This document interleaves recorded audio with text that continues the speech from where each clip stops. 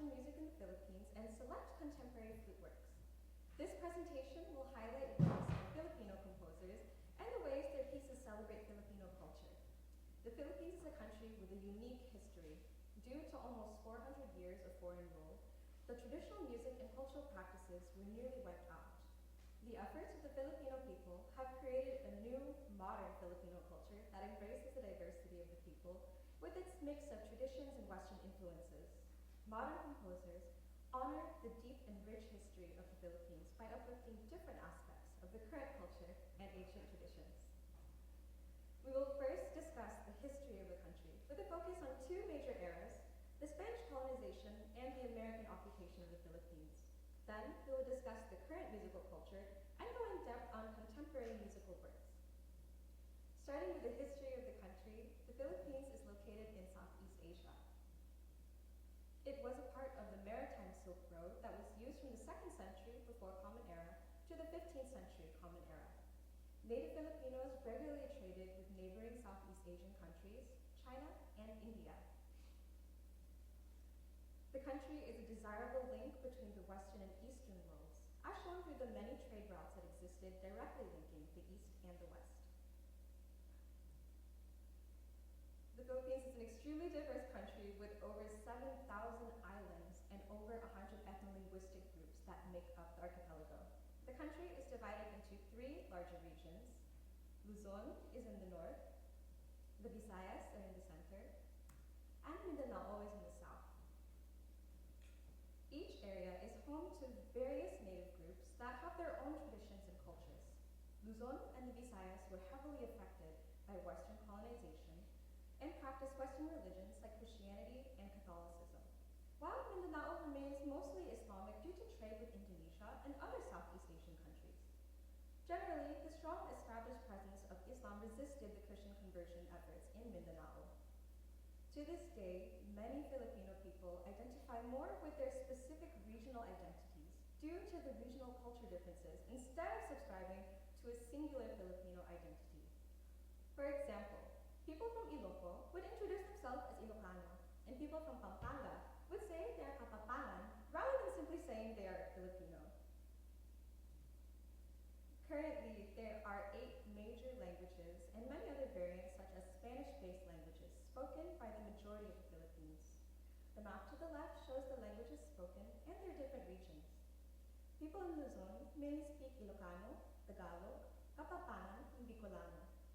People in the Visayas mainly speak Hiligaynon or Ilonggo, Cebuano, Visayan, and Waray-Waray. While people in Mindanao also speak the same languages of Visayan, Hiligaynon, or Ilonggo, Cebuano, as well as the Usug and the Spanish-based language, Chabacano. Music is deeply rooted in the indigenous cultures. Upon first landing on the archipelago in Cebu, Spanish explorer Ferdinand Magellan and his team were very quick to notice the prevalence of music and its ties to indigenous culture and religion. As a result of colonization and organized efforts to westernize and convert the country, indigenous practices and music were nearly wiped out entirely from the Philippines in favor of Western religion and music. Ancient musical traditions were used for many reasons. It was used to communicate with spirits in celebrations of life and death, in courtship, and used for leisure and self-reflection. Here are people from the Atamonobo tribe from Mindanao playing the saluray zither and kudlung lute. Indigenous instruments include percussion instruments such as various gongs and drums.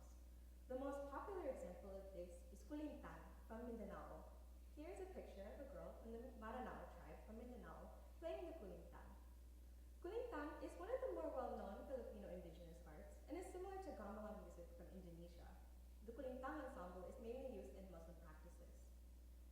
Many percussion instruments were used as a part of religious or ritualistic practices. Here is a video of a woman performing on kulintang. Notice its similarity to Indonesian gamelan music.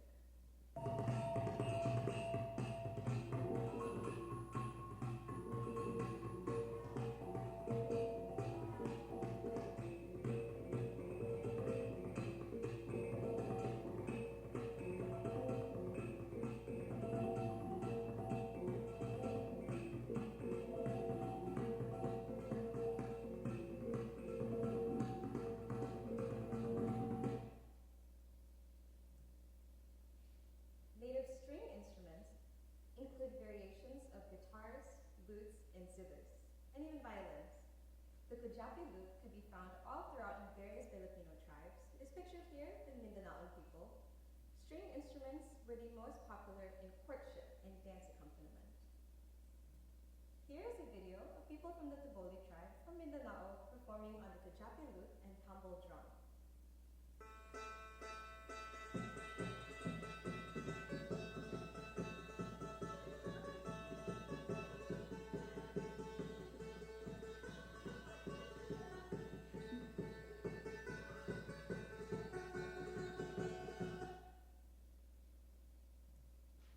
Wind instruments include flutes and whistles. Bamboo flutes can be found all over the islands as lip valley notch flutes, nose flutes, ring flutes, chip-on tube or ledge flutes, transverse flutes, and whistles. Here's a picture of a man from the Kalinga tribe in northern Luzon playing a Tongali nose flute. We will go into more detail on Tongali later. Wind instruments like flutes were mainly used for courtship and for leisure. Here's an example of the Tongali nose flute.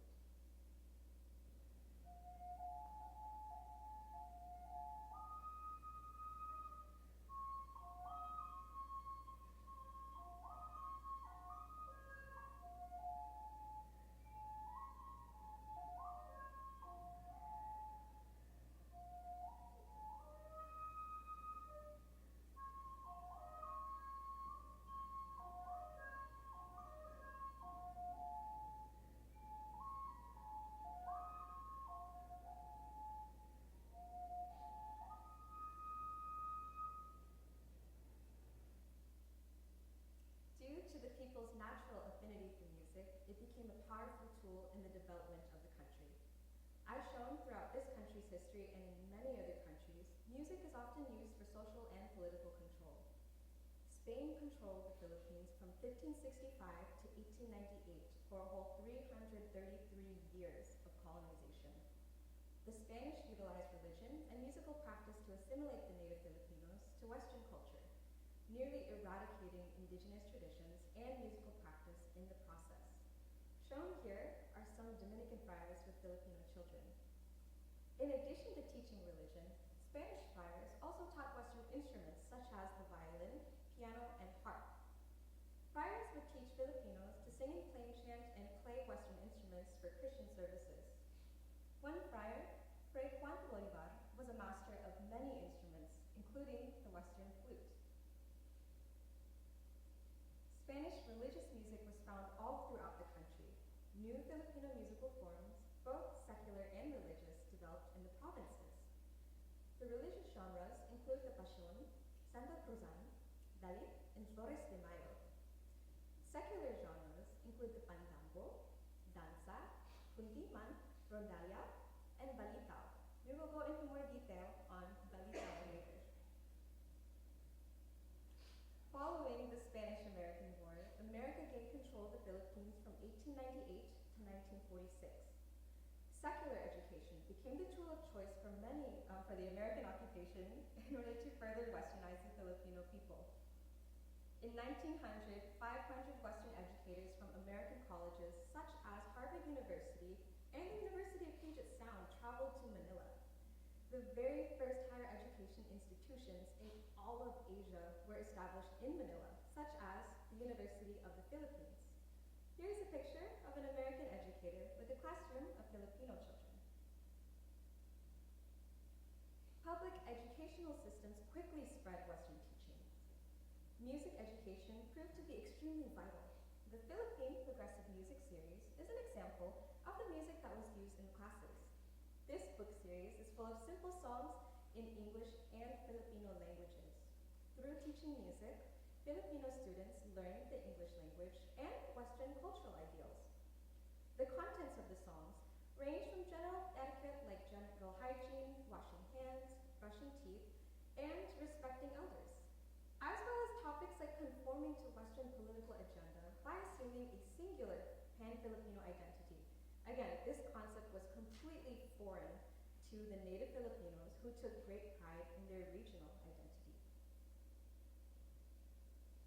This book's preface states, the teaching plan of the Philippine Progressive Music Series for the primary grades outlines the use of music as one one of the most effective means of helping boys and girls grow into finer citizens. This word finer in specific is in reference to fitting into Western cultural ideals. An example of one of the songs used to teach English to Filipino students is the Tagalog folk song, Bahay Kubo, which is translated here as My Nipahat. It features the English translation on top of the original Tagalog text. This next song, titled Filipino Brothers 3, outwardly promotes a pan-Filipino identity. The lyrics are read in English and Cebuano, with the English lyrics highlighted in the center. They read as, "This boy is a Bisayan. I, you see, am a Moro. Your home island is Luzon. Filipino Brothers 3. We must work and show that we understand democracy." As discussed thus far, the cultures among the three regions are very diverse from one another. Many Filipino people to this day identify by their specific regions, and prior to Western influence, there was no singular encompassing Filipino identity. But embracing a singular pan-Filipino identity conforms to the Western ideals of democracy and embraces the diverse, unique nuances of the hundreds of different indigenous Filipino cultures. Western music genres like jazz and film music quickly gained popularity with the influx of American culture. This new wave of music threatened the highly educated and wealthy upper class known as the Ilustrado class, translated as enlightened class. The Ilustrados held tightly to European arts and classical music and saw the popular American music as lower.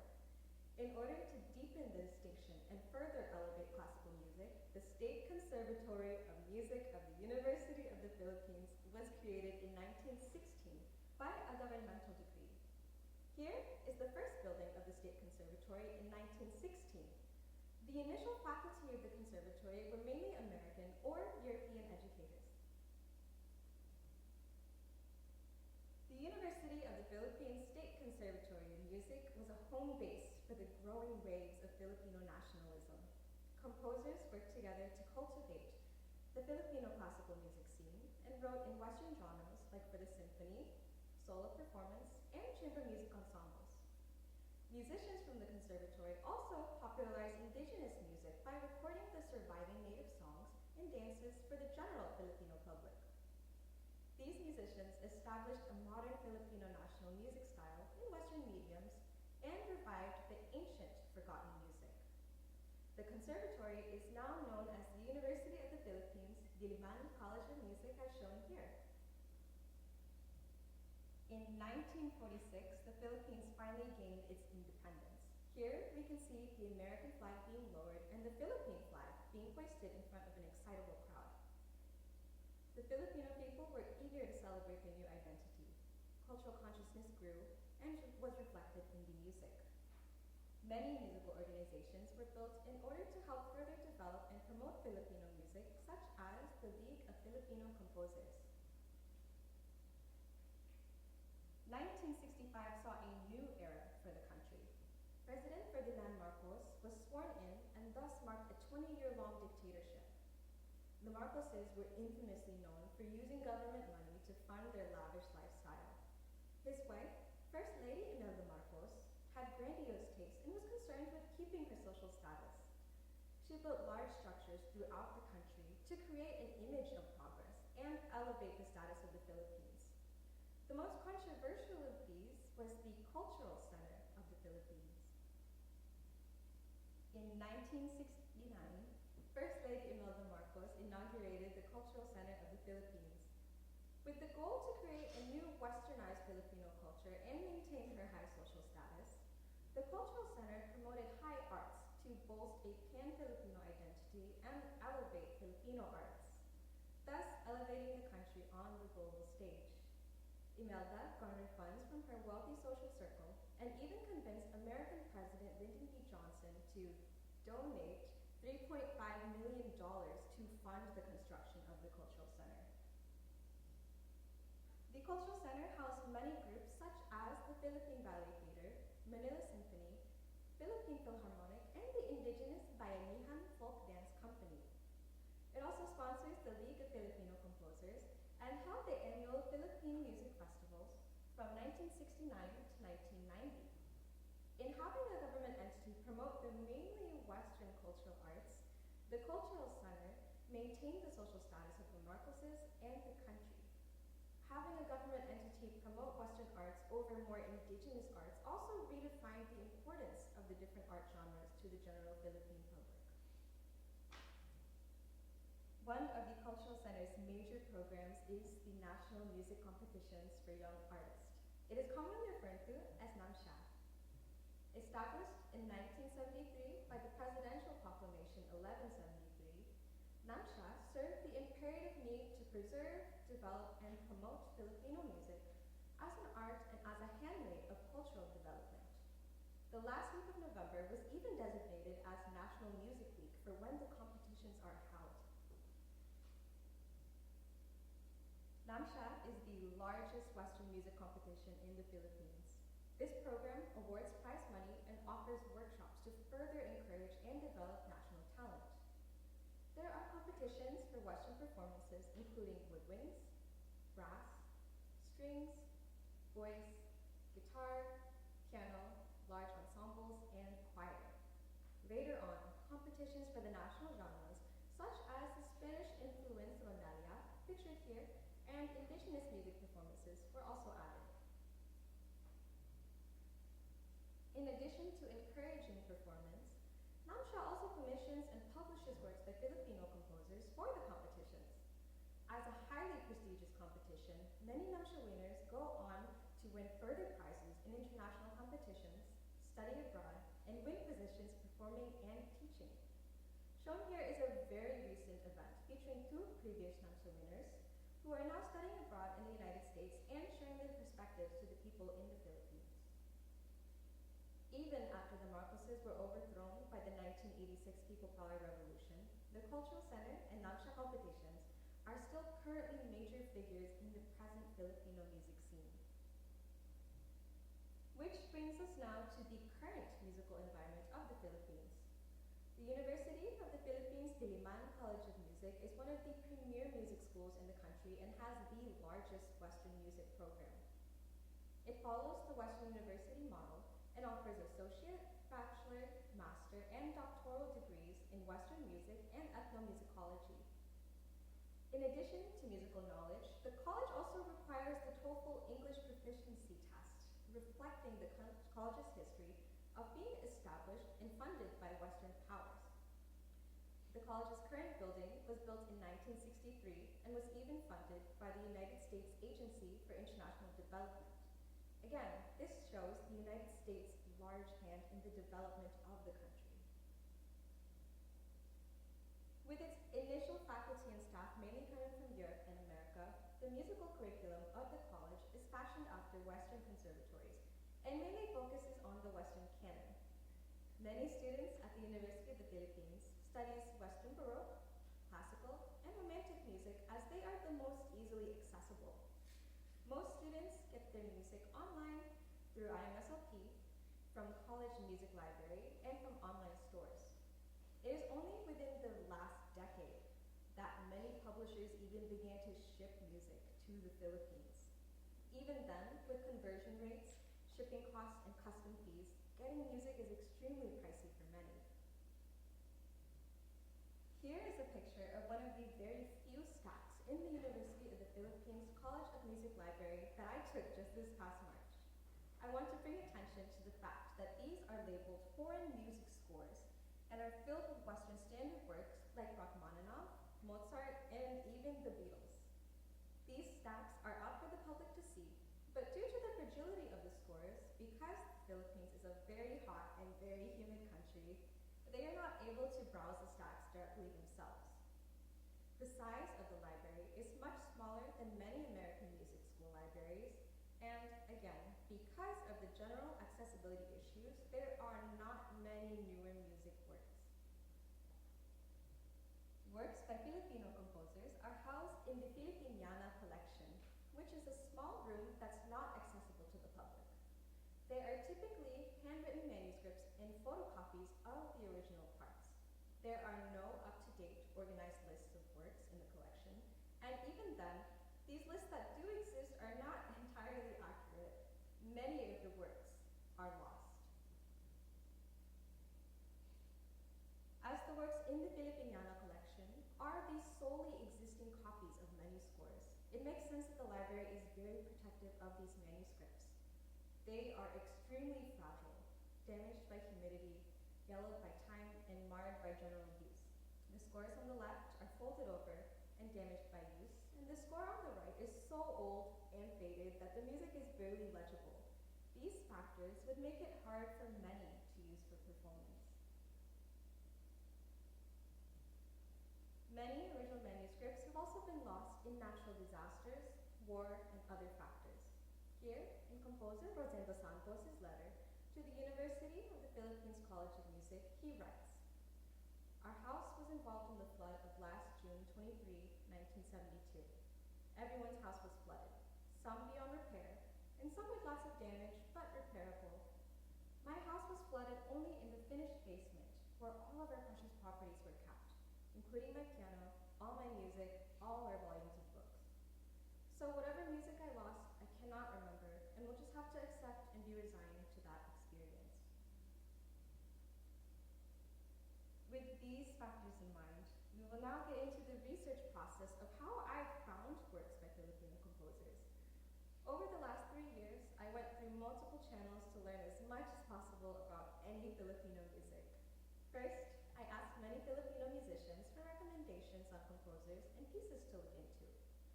But even then, many of these works are not actually being programmed by the current Filipino music scene. I did 2 separate research trips to find scores and spent hours in the University of the Philippines College of Music libraries searching through old recital programs dating as far back as the 1960s for any works that looked Filipino. I then asked the librarians if they could check the Filipiniana collection to see if the library had them.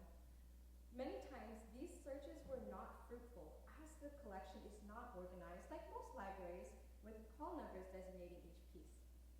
The Filipiniana collection is mainly an assortment of works in boxes organized by composers. I searched through any physical records and cassette tapes, like the one pictured here, that may have Filipino works, then ran the same process of asking, maybe finding some scores, so most of the time I could not find anything. For more modern composers, I checked the Namsha competition commissioned, then contacted the composers directly for their works. As many composers in the Philippines do not actually publish their works, I am very thankful for these composers' generosity in sharing their music with me. After discussing the history of Western music in the Philippines, it is evident that in the past, music was used as a tool to promote Western culture and erase Filipino culture. With almost 400 years of foreign influence over the country and general accessibility issues, it would be a disservice to surmise that the current Filipino music scene actively chooses to prioritize Western musical works. The works of many modern Filipino musicians and composers have gone forth to establish a new cultural identity. These contemporary works I have chosen to present tonight all feature very different and unique parts of Filipino culture. Using the tools initially meant to oppress and eradicate the people's culture, these composers use music to celebrate the diversity of the Filipino people.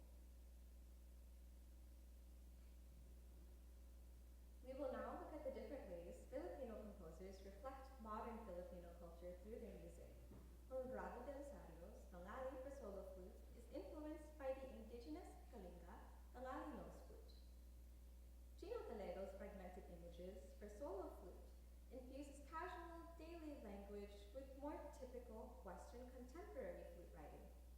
And lastly, Eduardo Parangao's Pagsapit ng Tag-Araw for flute and piano pays homage to the ancient Visayan Balitaw song and dance. Our first composer, Conrado de Rosario, was born in 1958. He is a composer and performer born and currently based in Angeles City, Pampanga, in Luzon of the northern Philippines. He received his undergraduate degree from the University of the Philippines, studying composition, flute, and conducting. He was a winner of many competitions, including the Namsha competition and the League of Filipino Composers Chamber Music competition.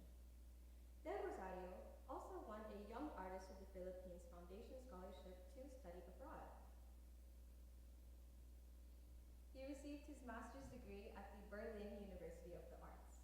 While in Berlin, he studied composition with Isang Yun and Vito Chalonek. De Rosario won prizes in the Humbacher and Hitzacker composition competitions. He also founded and performed in many groups, including contemporary, gamelan, and jazz ensembles while in Germany.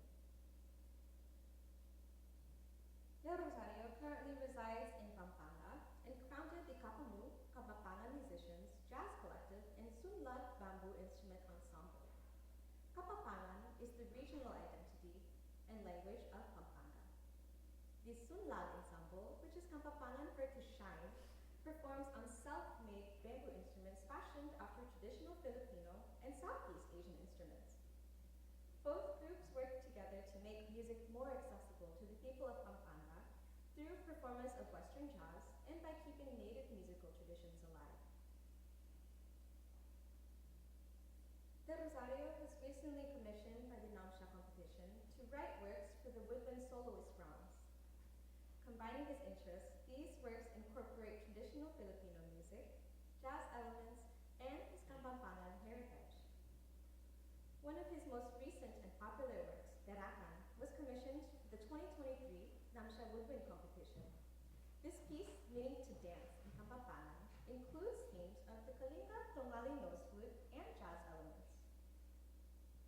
De Rosario's other work for the 2017 NAMSHA competition, Metun, which is Kampapangan for one, is inspired by the outline of the local Mount Arayat in Pampanga.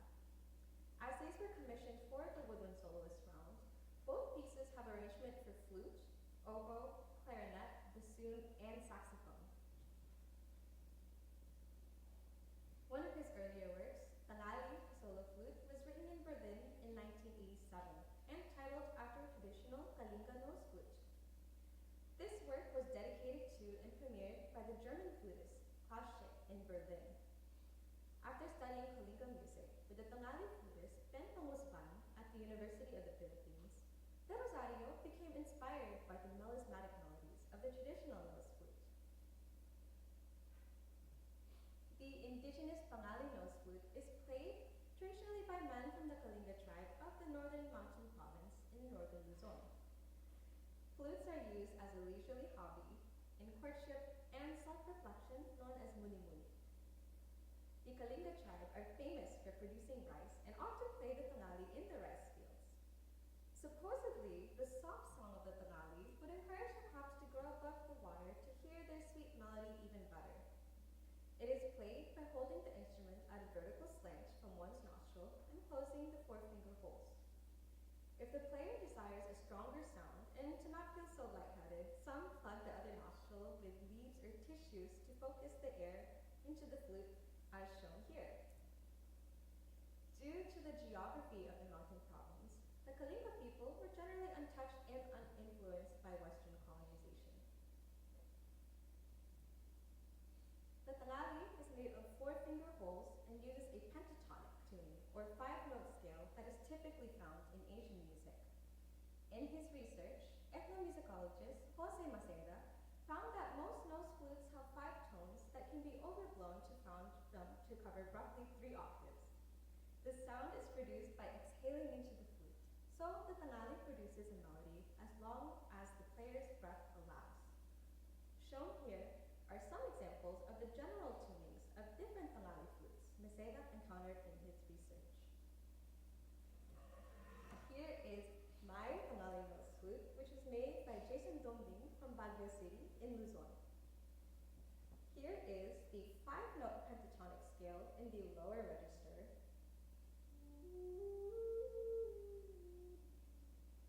and in the moderate or middle register.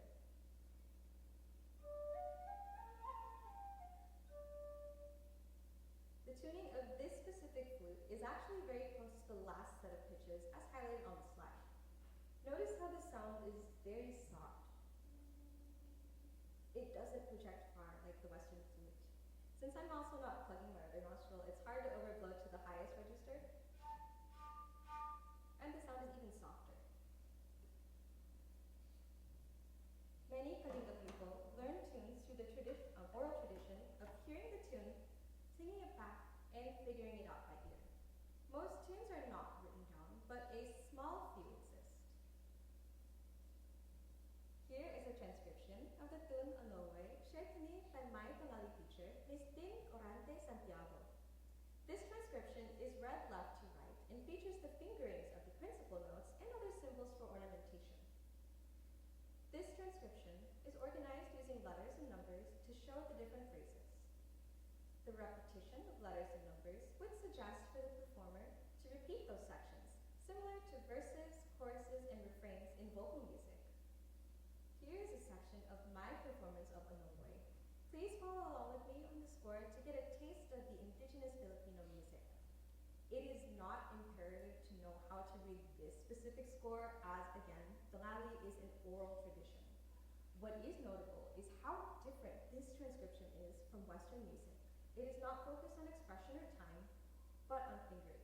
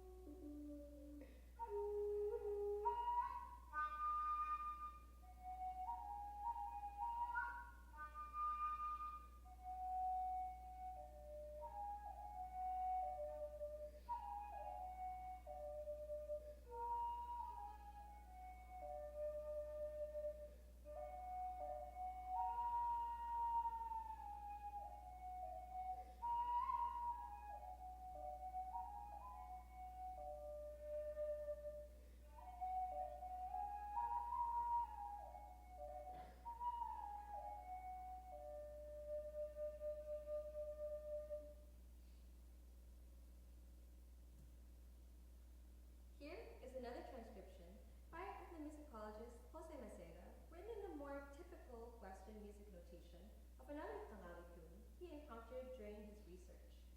However, there are no time signatures, and the notes recorded would not be standard across Tongali flutes. As the flutes are made with natural bamboo, the tuning of each instrument is different based on the length and the thickness of the bamboo. Something to notice here is the longer held notes followed by quick melodic fragments that follow. For the sake of this lecture, we will refer to these longer notes as pedal tones. The return of these pedal tones create a tonal center that our Western ears are much more accustomed to. The pedal tones are the starting point and returning points of the melody. Here is my performance of this unnamed tune.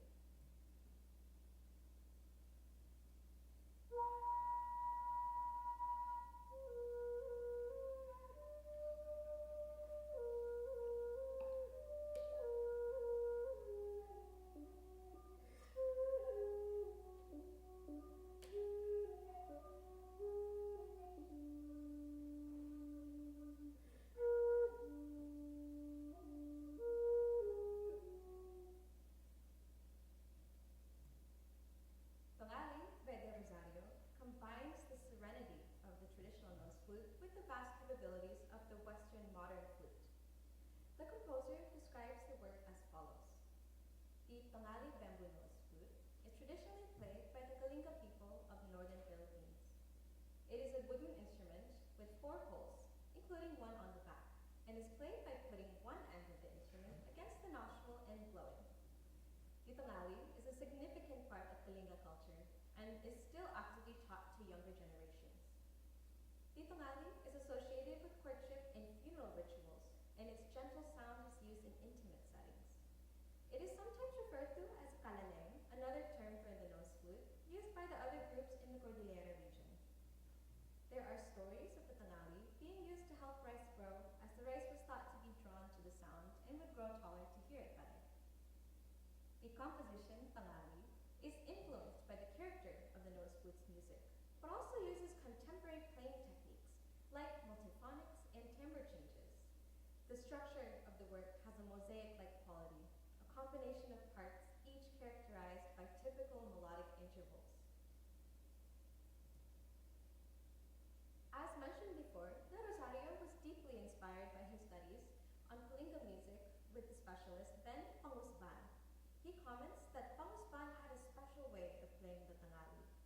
lot of phrases and with a flourish of notes after a long note. And he adapted this gesture in his music. De Rosario's version of the Tongali theme are pedal tones followed by quick flourishes of meandering melodies. He uses this all throughout Tongali, as shown in these two examples. Here is the first line.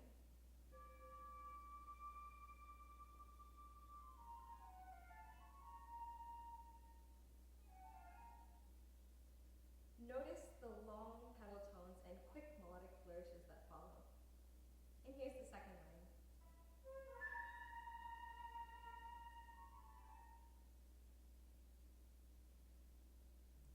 This Tongali melody has also become a part of De Rosario's compositional style.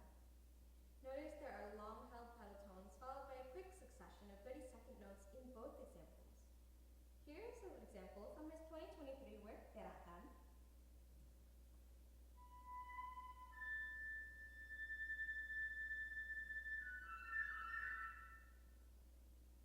And his 2017 work, Método.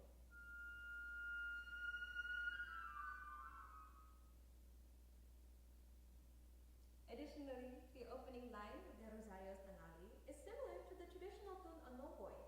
Both begin with a tatam articulated pickup. Here's how they sound back to back. The first iteration is from De Rosario on the modern flute, and the beginning of Onoboy is on the Tongali nose flute.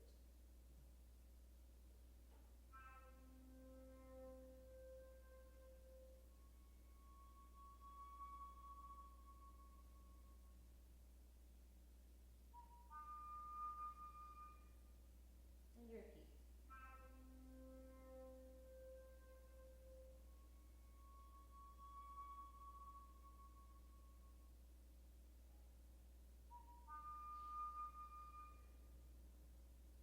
This work employs many contemporary techniques like harmonics, notated with small circles above the notes. By overblowing and increasing the velocity of a principal chord sound, a distorted tone and different tone colors emerge. This section would sound like this.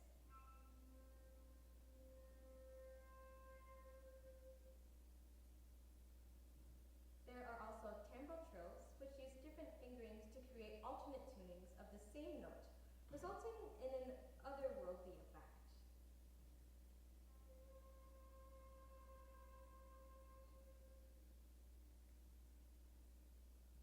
There is flutter tonguing, as denoted by the 3 tremolo lines. This technique is achieved by disrupting the airstream by either rolling the tongue or the uvula. This sound is used to create a superactive, distorted tone.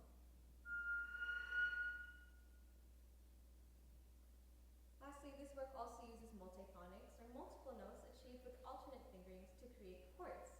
This creates an extremely distorted sound compared to the clear tone of the flute's regular singular sound. You can hear the different pitches played all together.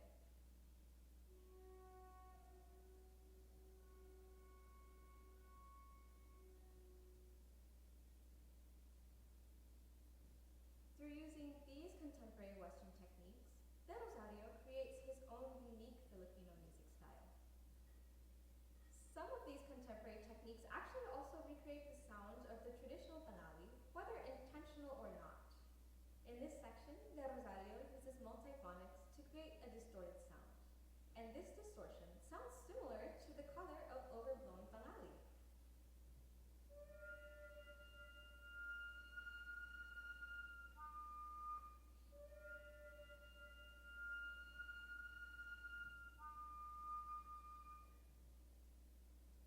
De Rosario's Tongali transverses the entire range of the instrument.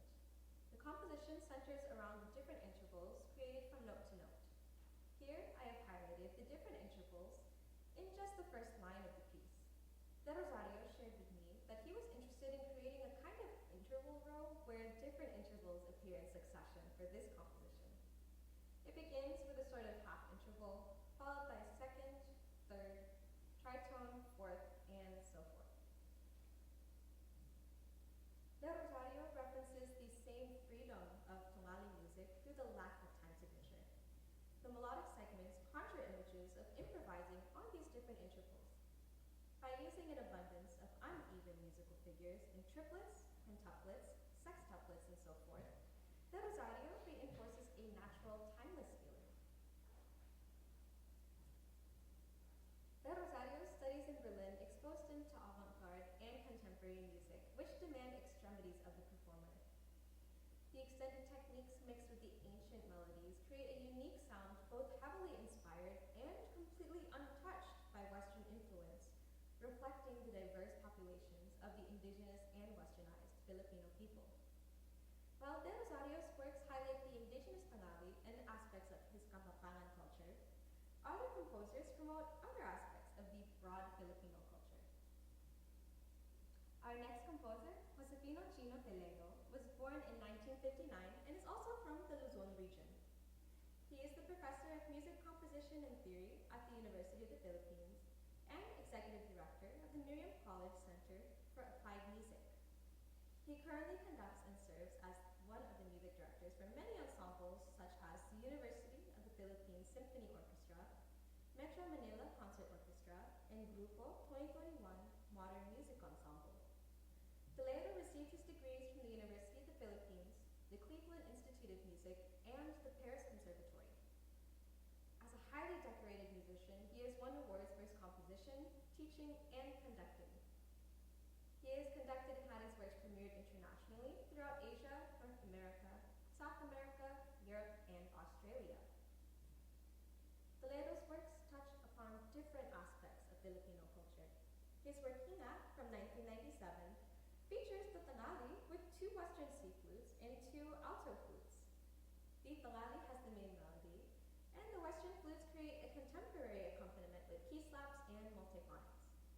Toledo also uses his works to discuss social and political issues, such as his piece, Tenorio Kilean, at sa mga pinapaslang at papaslangin padahil sa walang hanggang walang kahadahilanan, or Threnody for Leon, and those who have been killed and are being killed, and will be killed for endless useless reasons we may never know. This piece was written in 1990 and in dedication for Leandro Alejandro, an anti-Marcos activist who was assassinated in 1987.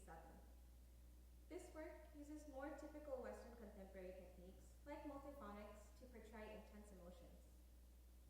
Toledo's compositions have been hailed as pure and powerful and blend contemporary Western language and Southeast Asian aesthetics. In Fragmented Images, Toledo actually blends both contemporary Western musical language and modern Filipino daily language. Fragmented Images was commissioned by the Kaipo Foundation for the 2004 Namsha Women Competition solo rounds and is regularly featured in Namsha competitions. Originally written for solo flute, there are versions for oboe, clarinet, bassoon, and saxophone. While he was in residence in Italy, Toledo was inspired by the juxtaposition of the old and the new in the Italian church's mosaic arts. This work is composed of 3 distinctive sections that abruptly transition into one another. For this lecture, we'll refer to them by A, B, and C. The A section is lyrical and free. It sounds as if the player is improvising on all 12 notes. Fragmented Images does not follow strict tonality and can generally be described as atonal. There is no home key. This is not a 12-tone row per se, since the pitch material repeats before the row is completed, but the inclusion of all 12 notes does create a sense of freedom for exploration. I have highlighted here all 12 notes as they appear in green. Notable as well is the presence of the long-held pedal tones that the music returns to, similar to the Tongali motifs discussed in De Rosario's work. However, when I asked Toledo if this was intentional, he said it wasn't necessarily trying to evoke Tongali, but maybe that idea was just part of him as a Filipino. The lack of a key signature and time signature for most of the piece reinforces the idea of musical freedom and mimics the free time of traditional Asian music. Additionally, Toledo often writes multi-vibrato on the long-held pedal tones to emulate the sound of the Japanese shakuhachi flute. In this way, he also calls upon the sounds of indigenous ancient flute music. This section sounds like this. Notice the deep vibrato waves reminiscent of the shakuhachi flute. The shakuhachi vibrato only appears in the A section.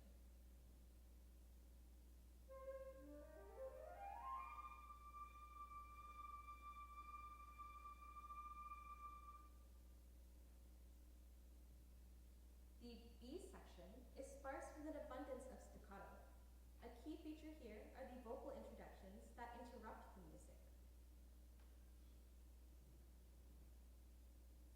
The words poi, ps, ah, and ha appear all throughout the B section and break up the rhythmic passages.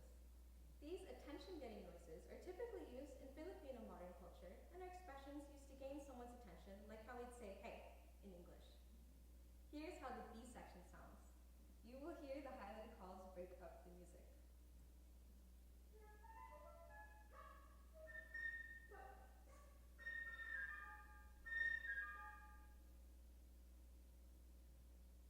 Finally, the C section features a complicated rhythmic dance with complex time signatures in 15/16 and 9/8.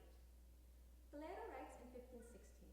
It's as if 4/4 is incomplete and missing a single 16th note. These measures sound to me as if someone stumbles for a second, regains their footing, and then laughs it off with the 8th note ha has. When I worked with Toledo on this piece, he said he intended for this section to be a bit more comical. The instability comes from the measures being not quite long enough. Here is how the 15/16 sounds.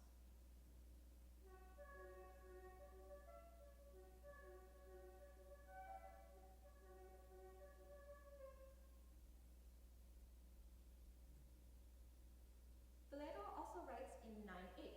While 9/8 is not an uncommon time signature at all in Western music, interestingly, Toledo divides the 9/8 measures as groups of 2 plus 2 plus 2 plus 3, rather than even groups of 3 that are more commonly used in Western classical music.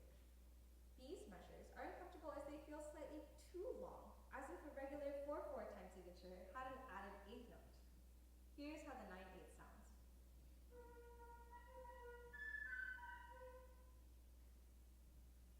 Here is a glimpse of the score with the different sections highlighted. The lyrical A section is highlighted in yellow, and the sparse staccato B section is highlighted in blue. You can see how the music shifts between these different areas. The next two pages also include the unconventional dancing C section, highlighted here in pink. While this music does not follow any standard Western musical forms, it is a musical mosaic of a lot of different parts. If you can equate this form to anything, it could possibly be like a very altered form of a Western rondo, with 3 different motivic areas that repeat. The form is roughly A-B, A-B, A-B, A-B, A-C, A-B, then coda. The coda is a hybrid of the B and A section, with all the vocal calls and a final moment of peace with a resolution on G. When I asked Toledo about why he chose to write these time signatures, he told me he put them there just because he wanted to. In this way, too, there is a freedom and whimsical character about fragmented images that is reminiscent to me of music being a fun pastime in Filipino culture. Toledo creates a musical mosaic, moving between different melodies and textures that all come together to create one large, colorful image. It also sounds to me as if someone's getting overwhelmed by many things vying for attention, with the interjections cutting through the musical material at the end and taking over completely. This work portrays a dichotomy between ancient Asian music and modern Filipino musical culture. Our last composer, Eduardo, brings us back to traditional Filipino dance and celebrates Visayan and Cebuano culture from the Visayas with his music. Eduardo Parungao was also born in Luzon in 1931 in the Gapan, Nueva Ecija, Philippines. He received his degrees from the University of Santo Tomas and the University of the Philippines. He was a conductor, composer, and performer. Parungao conducted many of the Philippines' top ensembles and taught at premier universities. He was also a part of the League of Filipino Composers. Although Parungao was born in Luzon, many of his works feature Visayan folk music. His son, Parungao, shared to me that he loved to write music from all different regions and cultures. He immigrated to the United States in 1968 and lived the remainder of his life in California, working as the musical director for churches. He is remembered by his children for his love for music. He was always thinking of new melodies and composing new pieces. One of his popular works, Pagsapit ng Tag-Araw, for flute and piano, is often played in recitals and is competition piece. There are renditions for oboe, clarinet, and bassoon for the Namsha competition. It was originally composed for flute and piano for the former University of the Philippines flute professor, Sir Enrique Barcelo, and who was a close friend of Sir Eduardo Parungao. Sir Enrique requested a version for flute and harp to include in his recital at the Cultural Center of the Philippines Little Theater performance in 1988. There is a note at the end for the pianist Chona and flutist John John. One of this piece's earliest records at the University of the Philippines College of Music includes a recital from 1991 of a performance by the flutist Joselito Nogoy, who was a student of Sir Enrique, and the pianist Jonah Lorenzo. There is also a kind message for the performers at the bottom stating good luck and God bless you. Pagsapit ng Tag-Araw translates to arrival of the summer and could be in reference to the summer harvest season. When asked about this piece, Ma'am Crystal Rodes Concepcion, the flute professor from the University of the Philippines, suggested its popularity may be from its appeal to Filipino sentimentality. I believe this stems from the trace elements of ancient Filipino folk song and dance that speak to the Filipino soul. Parangao's work is lively and whimsical. It begins with a simple piano melody, full of appoggiaturas and a descending chromatic bass, enforcing the dominant of D minor. Throughout this work, the flute traverses through glissandi sections to create a fantastical image of freely soaring. The flute and piano interplay with virtuosic melodies that travel the flute's highest tessitura. In measure 40, Parangao writes the words balita, moderately flowing. The balitao is a traditional Filipino folk song and dance from the Visayas region in central Philippines. It is one of 20 originally documented ancient folk songs.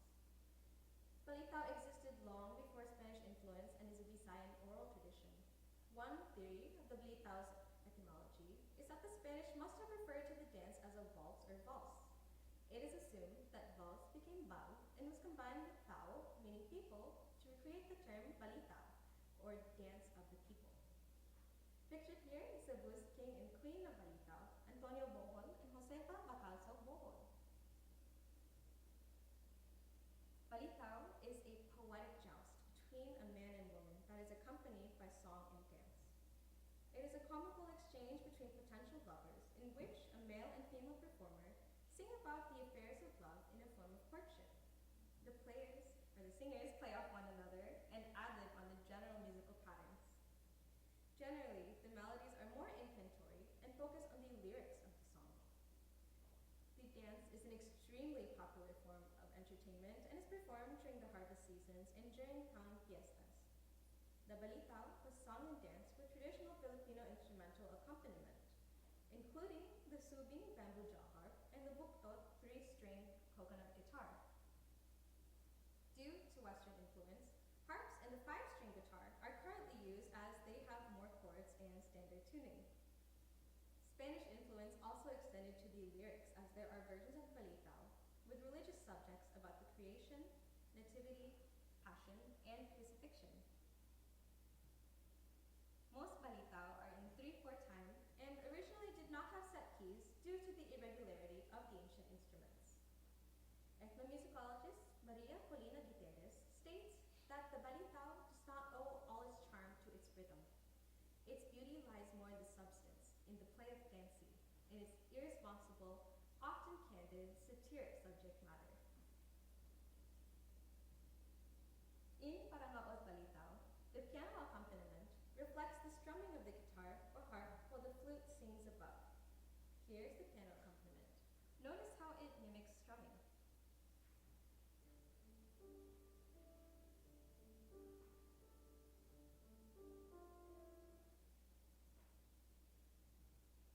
The flute melody is similar to typical balita melodies with the use of dotted rhythms highlighted in yellow. Here's Parangao's melody.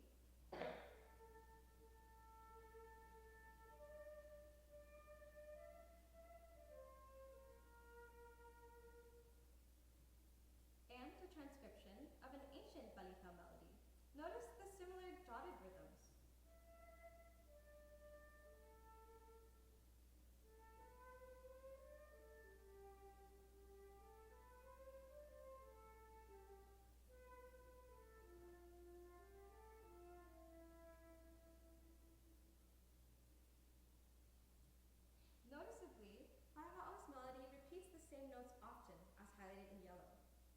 the vocal quality of balita music. Parungao wrote many vocal works and was no stranger to vocal writing. In repeating the same note, there is more of a focus on the text of the music rather than its melodic content. You can see here that there are many repeated Ds in the flute's melody and repeated notes in the balita transcription. Perhaps to reflect the balita's focus on more of the play of fancy and satirical nature, Parungao presents multiple ornamented versions of this melody. Some variations include grace notes in the very first line,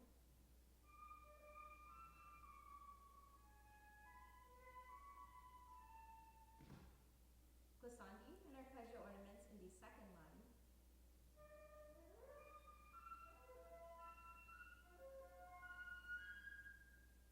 and scalar runs, trills, and more glissandi in the last example.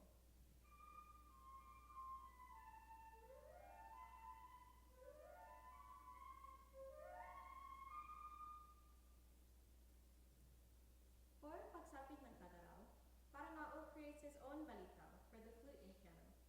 Inspired by the Visayan balitaw, he uses simple melodies reminiscent of the ancient song and dance, and reimagines them with the virtuosic capabilities of Western flute and piano. This piece plays homage to the ancient Filipino balitaw love song and makes for a sentimental and exciting performance that is accessible for modern performers across all cultures. As shown through these three composers, Filipino culture is vast and diverse. As a second-generation Filipino, this topic was very personal to me. Researching these works in the United States and the Philippines allowed me to further connect with my culture. Conrado de Rosario proudly showcases his Kapampangan heritage and fuses native Filipino Tongali nose flute melodies with extreme avant-garde techniques. Chino Toledo's Fragmented Images takes a more modern and urban approach to Filipino culture. He creates a musical mosaic of free melodies with rhythmic dances and colloquial Filipino phrases. Finally, Parangao's Pagsapit ng Tag-Araw is an ode to the Visayan balitaw. This piece showcases the virtuosity of the performer and taps into Filipino sentimentality. In all of these works, these composers proudly represent the diverse and beautiful Filipino culture. I hope through this lecture you have learned more about the culture of the Philippines and hope many more people in the West will be more interested in the incredible music of Filipino musicians. As we come to a close and before we move on to the performances, I would like to give my thanks to all the people that made this research possible. This recital is a culmination of 5 years of research on music of the Philippines and also includes 2 separate research trips in 2024 and 2025 to Manila and Pampanga. Sa lahat ng mahusay na mga musikero sa Pilipinas, maraming salamat sa inyong lahat. Thank you to the composers, Sir Conrado de Rosario and Sir Chino Toledo, for graciously sharing their music with me. Working with both de Rosario and Toledo in Pampanga and Manila these past few years on their music has been an incredible and unforgettable experience. Thank you to Sir Eduardo Parangao's family for the opportunity to share about their father's life and music. Thank you to his son, Eric Parangao, for sharing more information about his father's life and music with me. Thank you also to the incredible faculty and staff at the University of the Philippines Diliman College of Music for the opportunity to research Filipino music. Much of my research would not be possible without the help of the librarian, Dale Carandang, and the staff team at the UP Diliman College of Music Library. Dale and the library staff has spent hours over the last 3 years with me going through the Filipiniana stacks to help me find Filipino musical works. Thank you to the incredible UP flute professors, Ma'am Crystal Rodis Concepcion, Sir Tony Maige, and Sir Enrique Barcelo for the opportunity to learn more about the Western classical music culture and work with many flutists in the Philippines. Ma'am Crystal and Sir Tony connected me to so many flutists, composers, and other musicians in the Philippines at the University of the Philippines Diliman College of Music and from the general Filipino flute community. Thank you to Sir Enrique Barcelo for sharing information about the Parangao with me. Thank you also to Ms. Tin Orante Santiago and Sir J.D. Guzman from the UP Ethnomusicology Center for their help in researching traditional Philippine music and for teaching me to play the Tongali. And I would not be where I am today Professor Donna Shin, who helped me ever since I was a freshman in college. Thank you for believing in me and my research, and for being with me during every step of the way in my musical journey. And of course, thank you to my amazing family for their love and support through everything, and for correcting my Tagalog. Now, please enjoy my performance of these three musical works after a brief pause.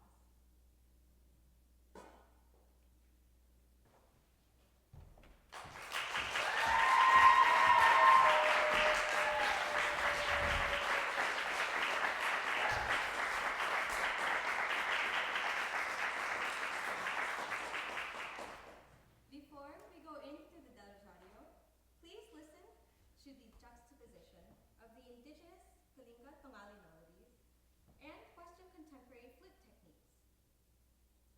The Tongali theme will be composed of long-held pedal tones and quick flourishes that follow the highlighted melody. They will be highlighted in yellow. The Western modern techniques will include multiphonics, harmonics, and timbral trills. And flutter tongue will be highlighted in blue. Combinations of the two will be highlighted in green. Please enjoy Del Rosario's Tongali for solo flute.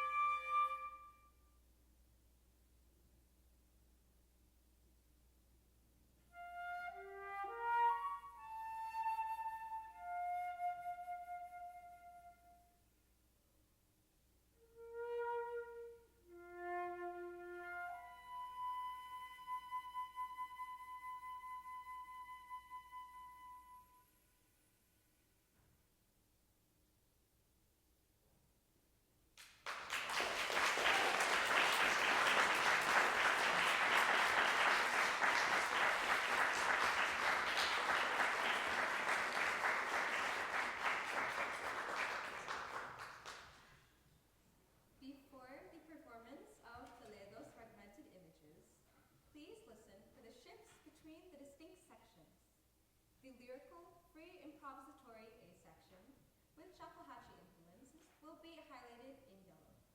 The sparse staccato B section, with the daily language interjections, will be highlighted in blue. And the rhythmic dance C section, with the unusual meters, will be highlighted in pink. In addition, there will be more Western modern flute techniques like flutter tongue, and Filipino phrases that will interrupt the music to create a unique modern picture of Filipino culture. Please enjoy Fragmented Images by Chino Toledo.